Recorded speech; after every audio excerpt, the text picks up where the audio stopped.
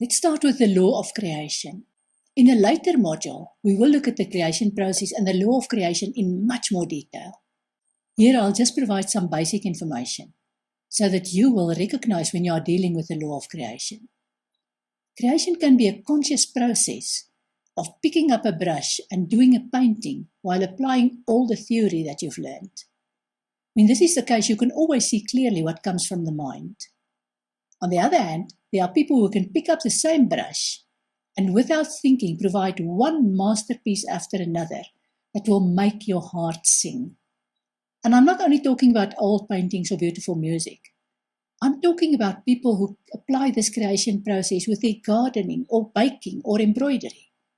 I'm talking about those school teachers who can teach any child anything, or those medical doctors whose mere presence is a healing experience for their patients.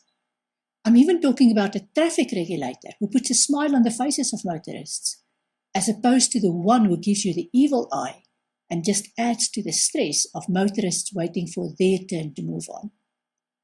I'm talking about those creators who are always in the flow of their creation and whose joy in creation makes this world a better place for everyone. That is where you see the law of creation in place. Every single one of us is a creator in some way. And yes, the examples I gave here are examples of manifestation rather than creation.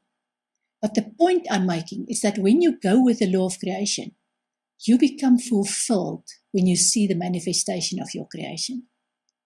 In tarot, the magician uses his wand to touch the heavens and his arm to point to the ground.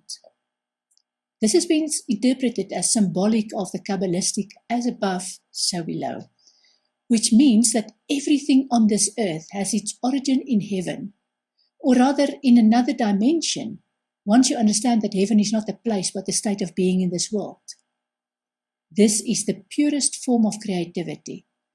And when you open yourself to receiving this flow of creativity, not only are you more productive, but you also enjoy your creation. And the result is that other people are attracted to this purity.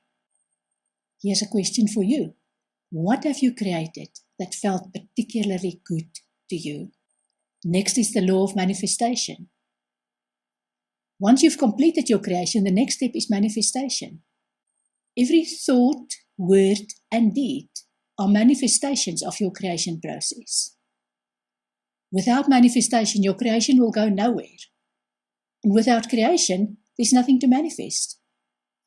Therefore, the laws of creation and manifestation go hand in hand like the two sides of a coin. The two sides of this eternal coin are also described as the masculine or creator and feminine or manifestation. You will hear people claim that they manifested all sorts of things because they've learned how to do this spiritually.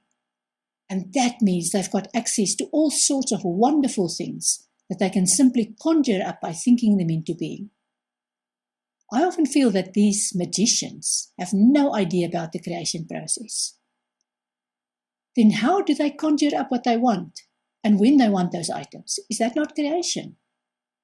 My explanation would be that people who are aware of the law of manifestation are also aware of their intuitive abilities. And I'm not talking about massive world-class intuitive abilities. Let me give you an example. You are aware that there is a different dimension because you have already observed phenomena such as thinking about a person, and then the phone rings with this person calling you. That awareness makes you sensitive and gives you confidence. You then decide to manifest a car for yourself. What do? You meditate about the car you want. You create a vision board to describe the car. You see more and more of these cars on the road. And then one day, you get this car as a gift, or you hear about a second-hand car that is quite affordable to you. Your conclusion is that you manifested a car. My conclusion is that you would have received the car anyway in some or other way, and you simply become aware of the manifestation of something that you didn't create. With the creation process, there is a push and pull effect, where the creation is pushed from another dimension and the manifestation is pulled into this dimension. Becoming aware of this manifestation doesn't confirm that you created the manifested item or situation. Unfortunately, the manifestation of what you become aware of doesn't make you a top creator who can conjure up whatever you want. It simply makes you vocal about what you've learned about the manifestation of God's creation. Here's a question for you. Have you ever needed something or help from someone and it was provided to you at exactly the right time?